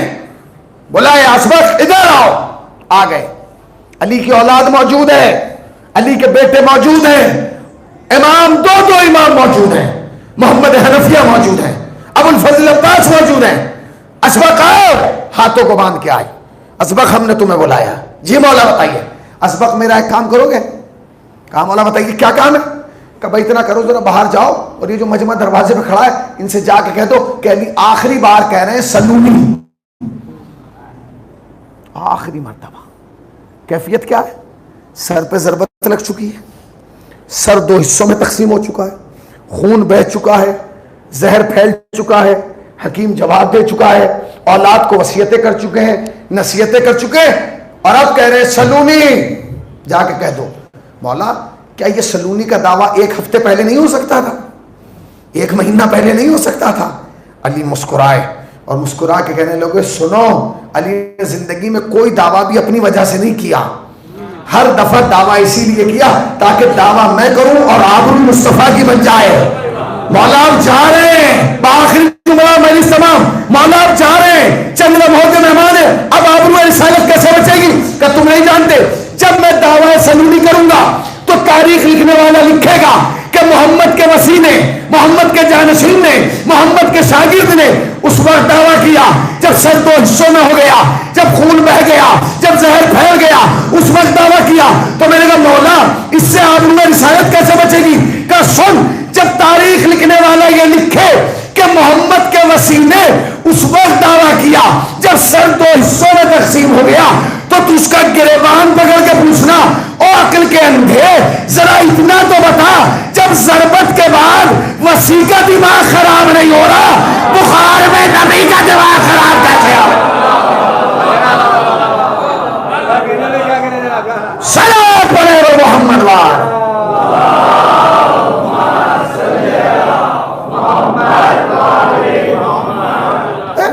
کیا کہا جناب امیر نے؟ کیا کہا؟ کہ یہ اس لیے ہو رہا ہے دعویٰ. یاد رکھنا علی کا شیعہ سادہ لباس تو ہو سکتا ہے, جاہل نہیں ہو سکتا, جاہل نہیں ہو سکتا. ترقی کا راز ہے علم, بغیر علم کے آپ کسی کمال پر نہیں پہنچ سکتے. اگر آپ چاہتے ہیں کہ آپ کمال حاصل کریں, اگر آپ چاہتے ہیں سوسائٹی میں ایک اچھا مقام ہو, ایک اچھا مرتبہ ہو, ایک شان ہو, ایک وقار ہو, تو اس کے لیے آپ کو علم حاصل کرنا پڑے گا. جانتے ہیں شیعہ کی تاریخ کیا؟ دیکھیے غریب ہونا غربت عیب نہیں ہے, مگر غربت کو ختم کرنے کے لیے نہ سوچنا یہ عیب ہے. پتہ نہیں میرا جملہ شاید ضائع ہو گیا. غربت عیب نہیں ہے, مگر اس کو ختم کرنے کے لیے نہ سوچنا یہ عیب ہے. غربت میں عیب نہیں ہے. ٹھیک ہے آدمی امیر بھی ہوتا ہے, غریب بھی ہوتا ہے, مگر اس غربت پر مطمئن رہنا, بھائی ہم غریب ہیں ٹھیک ہے بس غریب ہی رہیں, نہ یہ عیب ہے. ہر وقت یہ سوچو کہ اس غربت کے طوق کو اپنے گلے سے کیسے نکالو گے. نہیں مولانا تو کیا کریں دولت حاصل کر کے؟ دولت سے کیا ہوگا؟ دولت سے کیا ہوگا؟ بھیا غریب کو تو اللہ نے بھی اپنے گھر نہیں بلایا, اس نے بھی حج پہ اسے بلایا ہے جو صاحب استطاعت ہے. کیوں؟ اس لیے کہ قرآن نے 2 لفظ ایک ساتھ استعمال کیے اور بار بار, اقیموا الصلاۃ وآتوا الزکات, آتوا الزکات, آتوا الزکات, آتوا الزکات, آتوا الزکات, آتوا الزکات. آپ نے اسلام کا نظریہ نہیں سمجھا. اسلام نے کہا آتوا الزکات یعنی زکات دو, زکات دو، زکات دو، زکات دو، زکات دو۔ اسلام نے بار بار کہا آتوا الزکات، ایک بار نہیں کہا لاتوا الزکات، لاتوا الزکات۔ اس کا مطلب یہ کہ اسلام تمہیں دینے والا دیکھنا چاہتا ہے، مانگنے والا دیکھنا نہیں چاہتا۔ اس غربت کو ختم کریں، جب تک یہ غربت ختم نہیں ہوگی آپ کمال تک نہیں پہنچ سکتے۔ جانتے ہیں امام سے پوچھا کہ شیعہ کی پہچان کیا ہے؟ اب میں اپنی زبان میں بیان کر دوں۔ فرمایا شیعہ کی پہچان یہ کہ جب تم گلی سے گزرو، جس مکان پر تمہارے قدم رک جائیں، اتنا خوبصورت مکان کس کا ہے؟ تو جواب ملنا چاہیے کہ شیعہ کا ہے، یعنی اچھا مکان ہونا شیعہ کی پہچان ہے۔ جب تم پارکنگ سے گزرو، جو بہترین مہنگی گاڑی ہو جسے دیکھ کے قدم رک جائیں بھائی یہ کس کی ہے، وہ شیعہ کی ہو۔ مطلب کیا؟ اپنے زمانے کی بہترین سواری اس کے پاس ہو، بہترین لباس اس کے بدن پہ ہونا چاہیے، ادھڑا ہوا لباس نہ ہو۔ اب ادھڑے ہوئی کی کیا بات کریں، اب تو ہمارا جوان پیسے دے کے بھی ادھڑی بھی لا رہا ہے، پیسے بھی دے رہا ہے، 1000 روپے دے رہا ہے، 1500 دے رہا ہے، 2000 دے رہا ہے، اور ادھڑی بھی جینس لا رہا ہے۔ اب یہ کہاں ادھڑ گئی؟ فیشن ہے، خدا کی قسم یہ کیسا فیشن ہے کہ پیسے بھی دیے جا رہے ہیں، ادھڑے ہوئے پھر رہے ہیں۔ یاد رکھنا کپڑے ادھڑے ہوئے یہ تو ٹھیک ہے، کردار نہ ادھڑے، عقیدہ نہ ادھڑے، شخصیت نہ ادھڑے۔ کیا کہا؟ غربت عیب نہیں ہے، مگر غربت کو ختم نہ کرنے کے بارے میں نہ سوچنا یہ ہے۔ ہم سوچ ہی نہیں رہے کہ غربت کیسے ختم ہو، غربت کو ختم کرنے کے لیے سوچنا چاہیے ہر لمحہ۔ اور وہ غربت کیسے ختم ہوگی؟ وہ غربت ختم کرنے کا پہلا راستہ ہے علم۔ بغیر علم کے انسان غربت کو ختم۔ ارے مولانا علم حاصل کر کے بھی کیا کریں گے؟ ملک کے حالات ایسے ہیں کہ نہ ہم تو پی ایم بن سکتے ہیں نہ ہم سی ایم بن سکتے ہیں۔ حقیقت ہے اس ملک میں ایسے حالات نہیں ہیں کہ ہماری قوم کا پی ایم بن جائے یا سی ایم، مگر ہم اتنے بھی غریب نہیں ہوئے کہ 2-4 ڈی ایم نہ بنا پائیں۔ علم حاصل کریں، علی کا پیغام ہے، علی کا میسج ہے۔ علی نے جتنا کام علم پہ کیا ہے نا، یہ جو 25 سال گزرے ہیں، حکومت دوسروں کی تھی، اقتدار دوسروں کی تھا، سلطنت دوسروں کے پاس تھی، تخت و تاج دوسروں کے پاس تھا، علی کے پاس کیا تھا؟ علم۔ علی اس علم کی بنیاد پر موجود تھے۔ علی کی حاضری ہر جگہ جو ہو رہی تھی علم کی وجہ سے ہو رہی تھی، کیونکہ علی جانتے تھے کہ سب کچھ ان کے پاس ہے، مصطفیٰ کا علم میرے پاس ہے۔ مصطفیٰ کا علم جانتے ہیں؟ ایک جملہ کہنا چاہتا ہوں، علم کی اہمیت جانتے ہیں کتنی ہے؟ علم کی اہمیت جانتے ہیں کتنی ہے؟ اتنی ہے کہ کربلا بھی بغیر علم کے مکمل نہ ہو سکی۔ کل کا جملہ یاد ہے آپ کو؟ تقریر کا آخری حسین نے خط میں کیا لکھا؟ رجل الفقی، اے مرد فقی۔ یہ مرد فقی ایک ڈگری ہے۔ فقی کسے کہتے ہیں؟ سیستانی صاحب فقی ہیں، خامنائی صاحب فقی ہیں، مکارم شیرازی فقیر ہیں، فقی ہیں، بشیر نجفی فقی ہیں، حکیم صاحب مرحوم فقی تھے، خوئی صاحب فقی تھے، خمینی صاحب فقی تھے۔ حسین وہی لفظ خط میں لکھ رہے ہیں، مرد فقی آجا، مرد فقی آجا۔ خود بتائیے امام کی موجودگی میں فقی کی کوئی ضرورت تھی؟ میں کربلا میں 3 امام تھے، علی حسین امام، زین العابدین امام، محمد باقر امام، 3 امام کربلا میں موجود تھے۔ اس کے بعد بھی حسین فقیر لکھ کے بلا رہے ہیں، اے مرد فقی آجا، تاکہ قیامت تک لوگوں کو پتہ چل جائے کہ جب فقی کے بغیر کربلا مکمل نہیں ہو سکی، ہماری زندگی مکمل کیسے ہوگی؟ وہ جو فقی کو گالی دے رہے ہیں، وہ جو مراجع کی توہین کر رہے ہیں، وہ جو علماء کی توہین کر رہے ہیں، انہیں کربلا نہیں آنا چاہیے، انہیں کربلا نہیں آنا چاہیے، نہ کربلا جانا چاہیے۔ کیوں؟ اس لیے کہ جس قبے کے نیچے، جس دائرے میں حسین کی قبر ہے، اسی میں فقی کی قبر ہے۔ حسین نے فقی کو اپنے سے الگ نہیں کیا تاکہ تمہاری نظر میں فقیہ کی اہمیت کا اندازہ ہو۔ علم، مال کی تم حفاظت کرتے ہو، علم تمہاری حفاظت کرتا ہے۔ اگر تم نے علم حاصل کر لیا تو کائنات تمہارے قدموں پہ جھکے گی۔ جوانوں، تم سے کہہ رہا ہوں، یہ مت سوچنا میرے ابا پہ اتنا پیسہ ہے، میرے ابا اتنے بڑے آدمی ہیں، کروڑوں کے مالک ہیں نا. اگر علم نہیں ہوگا یہ کروڑوں بھی آہستہ آہستہ ختم ہو جائے گا. مگر اگر علم ہوا تو اس کروڑوں میں اضافہ ہوگا, کمی نہیں ہوگی. یہ پیغام کربلا ہے, پیغام کربلا ہے. جب تک علم نہیں ہوگا ہم اپنی زندگی کو نہیں سدھار سکتے, ہم اپنی کیفیت کو نہیں سمجھ سکتے, ہم سمجھ ہی نہیں سکتے کہ کربلا ہمیں کیا کہنا چاہتی. اس کے لیے علم کا ہونا ضروری ہے. لہٰذا علم حاصل کریں. الحمدللہ آپ کے شہر میں بڑا شہر ہے. اچھے خالی علم سے مراد یہ نہیں ہے کہ علم دین حاصل کریں, نہیں, علم دنیا حاصل کریں. ڈاکٹر بنے, انجینئر بنے, پروفیسر بنے, جج بنے. کتنا اچھا لگتا ہے جب ایک جج اپنی کورٹ سے کہہ کے چلتا ہے کہ مجھے مجلس میں جانا ہے.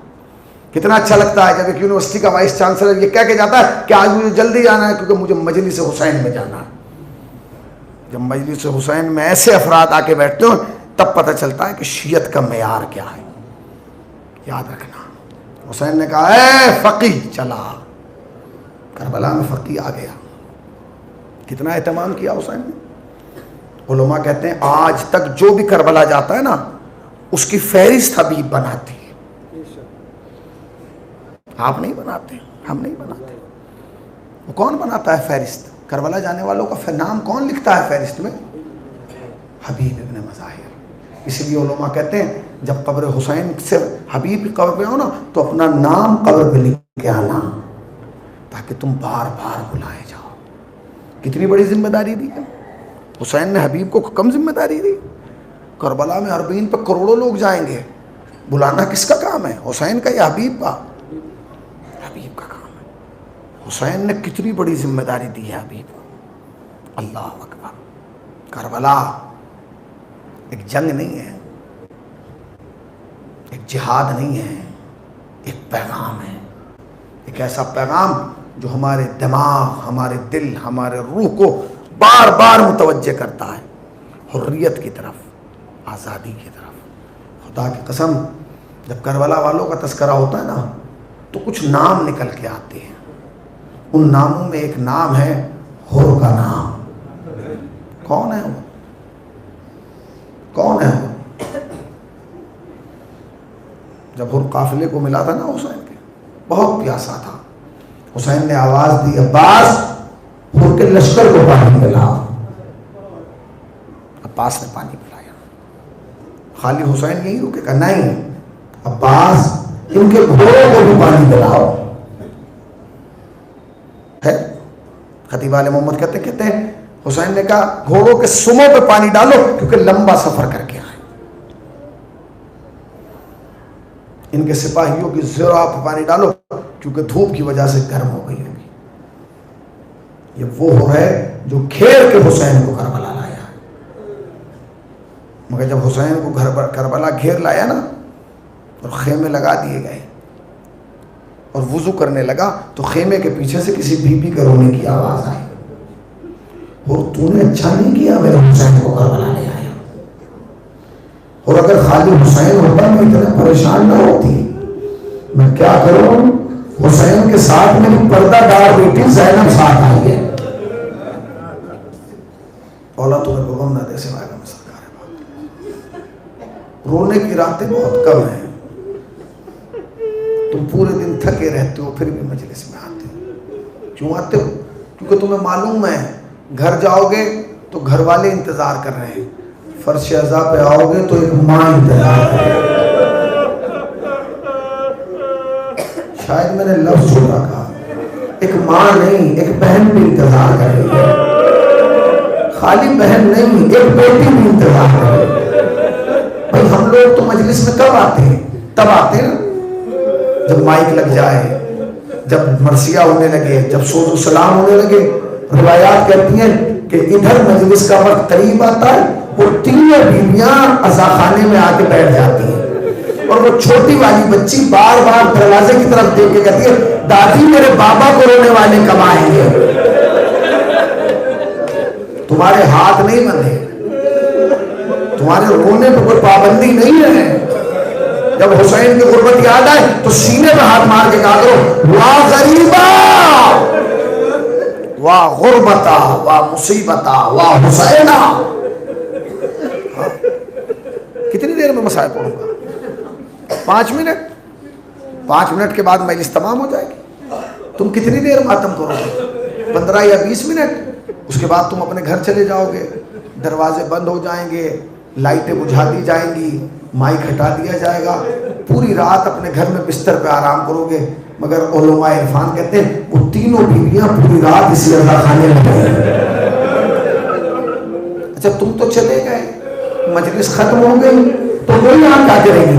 وہ جو چھوٹی سی بچی ہے نا, وہ دوڑ دوڑ کے کہے گی اماں میرے بابا کو ایک رونے والا وہاں بیٹھا تھا, اماں اس کے لیے دعا کرتے ہیں. اماں میرے بابا کو رونے والا ایک وہاں بیٹھا تھا, اماں یہ وہ جوان تھا جس نے میرے اکبر کے نام پر چیخ مار کر رویا. جزاک اللہ. مولا تمہیں کو غم دے سوائے غم سرکار ہے. راتیں گزر رہی ہیں, تیزی سے راتیں گزر رہی ہیں. یہ راتیں نہیں گزر رہی ہیں, حسین کے قتل کا وقت قریب آ رہا ہے. یہ سوچ کے رویا کرو. پورے سال انتظار کرتے ہیں ان 10 دنوں کا. محرم آنے والے ہیں, محرم آنے والے. محرم آ بھی گیا اور تیزی سے گزر رہا ہے. یہ کہا گئے فرشیزہ بیٹھ کے بی بی ابھی تو ہم دن بھر کے رو بھی نہیں پائے, بی بی ابھی تو ہم پرسا بھی نہیں دے پائے. حسین نے کہا کہ ٹھیک ہے. 1 دن گزرا, 2 دن گزرے, 3 دن گزرے, 4 دن گزرے. شب عاشور آ گئی. حر نے اپنے غلام کو بلایا اور بلا کے دسترخوان لگا, مجھے بھوک لگ رہی ہے. غلام نے دسترخوان لگایا. تھوڑی دیر کے بعد وہ غلام آیا اور آنے کے بعد کہا آقا کھانا کھا لیجئے. اور حجرے خیمے میں آئے, پورے دسترخوان پہ نگاہ ڈالی, جا کے اس سراہی پہ نگاہ رک گئی جس میں ٹھنڈا پانی تھا. واپس خیمے سے باہر آئے اور اپنے غلام سے کہا دسترخوان اٹھا لے, اٹھا, مجھے ضرورت نہیں, مجھے بھوک نہیں لگ رہی. غلام نے دسترخوان چھوڑا, بغل والے خیمے میں گیا جہاں حر کا بھائی رہتا تھا. کہنے کہ نہ جانے آپ کے بھائی کو کیا ہو گیا, پہلے مجھ سے کہا دسترخوان لگاؤ, اب پھر کہہ رہے مجھے بھوک نہیں, اٹھا دو. بھائی باہر نکل کے آئے, کہتے بھائی یہ غلام کیا کہہ رہا ہے, پہلے آپ نے کہا کہ کھانے کے لیے دسترخوان لگایا جائے, اور جب اس نے سفرہ لگا دیا اب آپ کہہ رہے ہیں اٹھا لیجئے. اس نے کہا, کہتا ہے تجھے یاد ہے حسین نے ہماری میزبانی کیسے کی تھی؟ کہا بھائی یاد ہے. کہ پہلے ہمیں پانی پلایا, پھر ہمارے گھوڑوں کو پانی پلایا, پھر ان کے سموں کو پانی ڈالا, پھر ہمارے زراعوں کو پانی ڈالا. کہتے ہیں اگر حسین ہمیں پانی پلا کر رک جاتے تو کیا آج تک پانی ختم ہوتا؟ اس نے کہا نہ اب تک تو ختم نہ ہوتا. ذرا ہاتھ پکڑ کے ہر چلے اور ایک ٹیلے پہ لائے, ایک بلندی پہ, اور اپنے بھائی سے کہا ذرا کان لگا کے سن, یہ جو ہوا کے دوش پہ آوازیں آ رہی ہیں یہ کیا کر رہی ہے؟ اب جو ہر کے بھائی نے کان لگا کے سنا تو حسین کے خیموں سے چھوٹے چھوٹے بچوں کی آواز آ رہی تھی, اللہ تاج آئے پیار.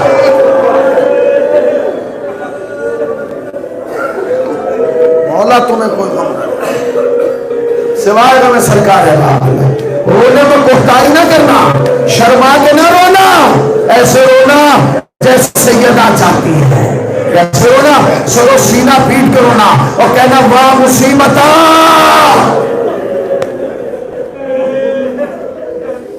واپس پڑھتے بھائی پھر کیا ارادہ ہے؟ بھائی پوچھ رہا ہے اور کہا کیا ارادہ ہے؟ کہتے ہیں ارادہ کیا ہے؟ میں نے طے کر لیا مجھے حسین کی طرف جانا. کہنے کہ بھائی تنہا جاؤ گے؟ کہا تو پھر کہ مجھے بھی ساتھ لے کے چلو. چلو حر کا بھائی چلے, سامنے حر کا غلام کھڑا تھا. کہنے کہ مولا میرا کیا ہوگا؟ کہنے کہ میں نے آزاد کر دیا, جا چلا جا, چاہے کربلا میں چاہے اپنے گھر اپنے وطن چلا جا.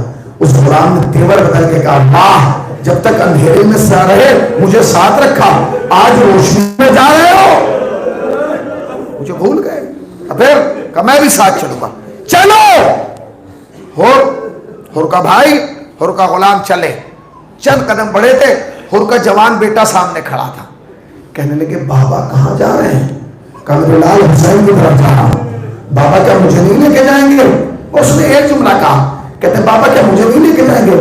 حر نے کہا میرے لال تو جانتا نہیں, حسین کی طرف جائے گا تو جان دینا پڑے گی, قربان ہونا پڑے گا, جہاں پہ شہادت نوش کرنا پڑے گا. کہا بابا شہید ہو جاؤں گا کوئی فرق نہیں پڑتا. حر نے ایک جملہ کہا, کہتے میرے لال تو مر جائے گا مگر تیری ماں کیسے جیے گی؟ اس لیے کہ मेरी माँ को तेरी शादी का बड़ा अरमान है। अरे हुर के बेटे ने अंगड़ाई ले गया, बाबा क्या मेरी माँ को अली अकबर की माँ से ज्यादा?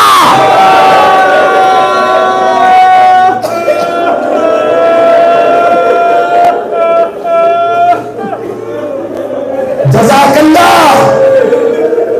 मौला तुम्हें कोई गम न दे सिवाय रब सरकार है बाप बेटा। मौला बाबा क्या मेरी माँ को अली अकबर की माँ से ज्यादा मालूम? चलो चले उधर, इधर कौन? हुर का भाई, हुर का बेटा, हुर का गुलाम। उधर हुसैन कुर्सी पे बैठे थे। आवाज दी अली अकबर, जी बाबा। हबीब इब्न मुज़ाहिर, जी मौला मेरे करीब आओ। देखो हुर आ रहा है, हुर का इस्तकबाल मैं करूंगा। हुर का बेटा आ रहा है, हुर के बेटे का इस्तकबाल अली अकबर तुम्हें करना है। हुर का भाई आ रहा है, हबीब तुम्हें हुर के भाई का इस्तकबाल करना है। सुना तुमने? उधर से कितने चले? 4। हुर का भाई, हुर का बेटा, हुर का गुलाम। इधर से 3 चले, हुसैन, हबीब, अली अकबर। हुसैन करेंगे हुर का इस्तकबाल, हबीब करेंगे हुर के भाई का इस्तकबाल, अकबर करेंगे अकबर करेंगे हुर के बेटे का इस्तकबाल। उधर से वो 4, इधर से 3। खतीब आले मोहम्मद कहते हैं जब हुसैन ने पढ़ना शुरू किया ना तो हुसैन के कानों में आवाज आई जैसे कोई पीछे आ रहा हो। हुसैन ने पलट के देखा, क्या देखा? वफाओं का खुदा आ रहा है। हुसैन ने पलट के कहा, अब्बास तुम्हें हमने तो नहीं बुलाया। का मौला आपने नहीं बुलाया मगर मैं आ गया। का अब्बास तुम क्यों आ गए?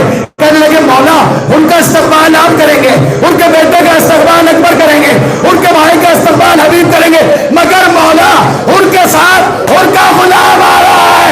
अरे गुलाम का इस्तकबाल।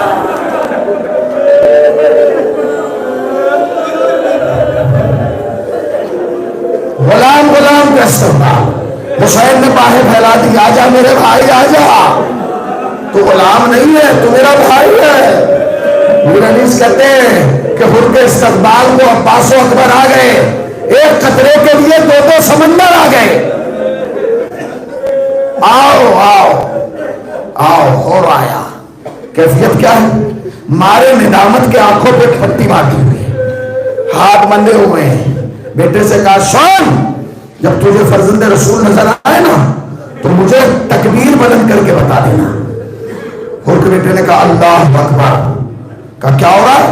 का बाबा हबीब चले आ रहे हैं। हुर ने कहा, गुलाम आगे बढ़ो, हमने आपको हबीब के कदमों में गिरा दिया। फिर कहता, बाबा अल्लाह अकबर। का क्या हुआ? का अब्बास आ रहे हैं। अपने भाई से कहा, आगे बढ़ो और अब्बास के कदमों में गिर जाओ। फिर बेटे ने कहा, अल्लाह अकबर।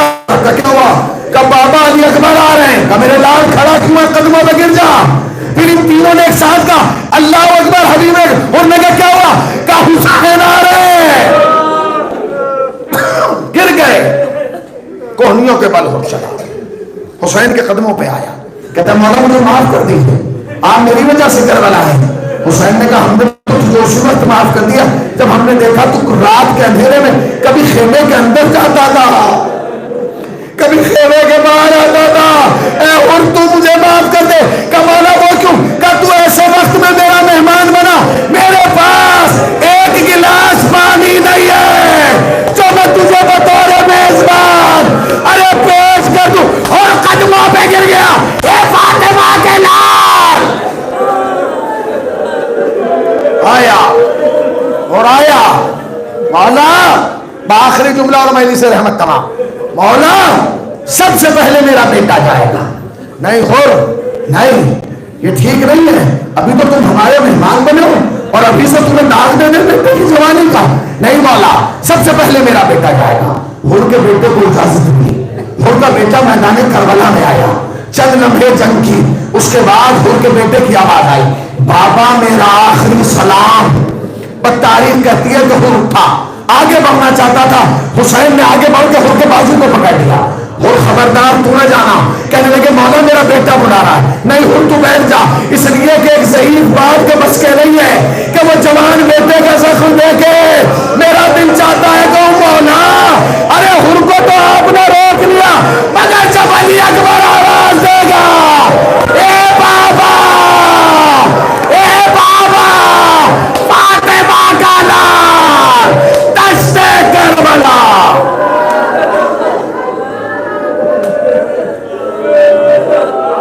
زینین سیعلم الذین ظلموا ایام انقلب. پروردگار آپ کی واسطہ محمد آل محمد کا ہماری مختصر و قلیل سی بات قبول فرما, سبب نجات اور توشہ آخرت قرار دے. حاضرین مجلس کو سال کے اندر اندر زیارت کربلا مولا سے مشرف فرما. جو ایک بار جا چکا ہے اسے 2 بار بلا لے, جو 2 بار جا چکا ہے اسے بار بار بلا لے. آنکھ بند نہ ہو جب تک روزہ حسین کا دیدار نہ کر لیں. میرے اللہ یہ جتنے بیٹھے ہیں انہیں مانگنے کا سلیقہ نہیں آتا, کیونکہ اللہ کا طریقہ آتا ہے. ان کی نیک دلی حاجات کو پورا فرما. علماء حق کا سایہ سر و برقرار فرما. ہمارے بزرگوں کا سایہ ہمارے سر و برقرار فرما. انہیں حیات طولانی عطا فرما. میرے اللہ دنیا کے جس کونے میں بھی عزتداری ہو رہی ہے, عزتداروں کی اور عزتداری کی حفاظت فرما. اس ذکر کو ہماری نسلوں میں منتقل کر دے. ہمارے گناہوں کو معاف فرما, گناہوں کو معاف فرما, گناہوں کو معاف فرما. عاقبت بخیر کر دے, عاقبت بخیر کر دے, عاقبت بخیر کر دے. پروردگار تجھے واسطہ محمد وال محمد کا وارث اعظم حضرت امام زمانہ کے ظہور میں تعظیم فرما. ہمیں سرکار کے اعوان و انصار میں شمار فرما. ربنا تقبل منا انک انت السمیع العلیم.